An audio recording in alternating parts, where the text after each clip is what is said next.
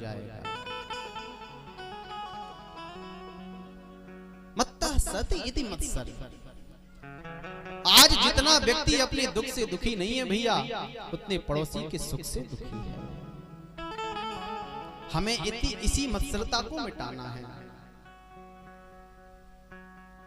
आप लोग ध्यान से सुनिएगा। ऐसे ही एक सज्जन थे महाराज, उनको अपनी टेंशन नहीं थी, उनको पड़ोसियों की सबसे ज्यादा टेंशन थी। एक बार भजन करने के लिए भगवान शिव जी के पास गए, भगवान का भजन करने लगे। भगवान भोले बाबा प्रसन्न हो गए। अब कलयुग के तो भगत जी थे। भोलेनाथ ने कहा कि भैया तुमने बहुत तपस्या की, हम तुम्हारी तपस्या से प्रसन्न हैं, वरदान मांगो। अब कलयुग के भगत जी,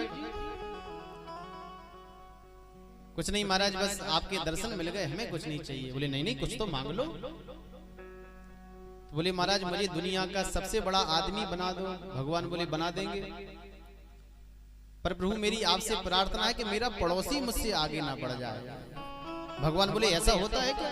अरे तुम बड़े आदमी बन जाओगे, हमारा आशीर्वाद है, पर भैया ऐसा हम निष्पक्ष काम नहीं करते।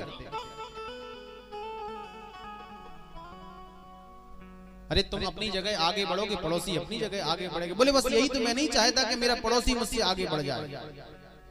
भगवान भोलेनाथ ने एक शंख दे दिया। बोले भैया इस शंख को जब तुम बजाओगे और जैसे ही शंख बजाओगे, जिस वस्तु की कामना करोगे वह वस्तु तुम्हारे सामने प्रकट हो जाएगी। सज्जन बड़े प्रसन्न हो गए। हे भगवान बड़ी कृपा आपकी, अब तो शंख बजाओ और सामान मंगाओ। भोले बाबा बोले दूसरी बात तो सुन लो। क्या? बोले जैसे ही तुम शंख बजाओगे तुम्हारे पास 1 गुना वस्तु आएगी, पड़ोसियों के पास दुगनी पहुंच जाएगी। सज्जन ने माथा पटका, हे भगवान यही तो मैं नहीं चाहता था, मुझे शंख बजाना ही नहीं है। शंख को लाल कपड़े में लपेट करके महाराज अपनी पेटी में रख दिया। सज्जन अपने काम में मस्त हो गए। दीपावली का समय आया, श्रीमती जी ने महाराज झाड़ू पोंछा साफ सफाई की तो पेटी में वो शंख मिल गया। अब काम करते करते पसीना भी आ रहा था, थक भी गई थी, भूख भी लग रही थी, तो देखा कि कितना बढ़िया शंख है। सोच रही थी कि महाराज आज बढ़िया रसगुल्ला होते तो आनंद आ जाता, बहुत थक गई हूँ। रसगुल्ला की सोचते सोचते श्रीमती जी ने शंख बजा दिया। और जैसे ही शंख बजाया महाराज, श्रीमती जी के सामने 1 थाली रसगुल्ला प्रकट हो गए। अच्छा, उनके सामने 1 थाली रसगुल्ला प्रकट हुए, पड़ोसियों के घर 2-2 थाली रसगुल्ला प्रकट हो गए। श्रीमती जी बड़ी प्रसन्न हो गई। हे भगवान ये काम बढ़िया है, शंख बजाओ और सामान मंगाओ। अब महाराज माताओं को ऐसा शंख मिल जाए फिर क्या पूछना। अब तो महाराज शंख बजाया और कहा कि हे शंख देवता, हमारे घर जो है 10-10 चंदेरी साड़ी प्रकट हो जाए। उनके पास 10 साड़ी आई, पड़ोसियों के घर महाराज 20-20 साड़ी पहुंच गई। हे शंख देवता, महाराज 56 प्रकार के भोजन प्रकट हो जाए, सोना प्रकट हो जाए, हार प्रकट हो जाए, न जाने कितनी कितनी बातें उस शंख से मांगी। शंख देवता देते गए। और सज्जन वहां से घूम करके आ रहे थे तो मोहल्ले में देखा कि जिनके घर भोजन के लाले पड़े थे, आज उनकी नालियों में से रसगुल्ला ढड़क रहे हैं। ये चमत्कार कहां से हो गया? घर आकर के पूछा कि देवी जी ये क्या लीला है? बोले महाराज आपने बताया नहीं इतना प्यारा शंख है, क्यों शंख बजा दिया क्या? बोले हाँ। अरे महाराज इतना बढ़िया शंख है कि शंख बजाओ और वस्तु मंगाओ।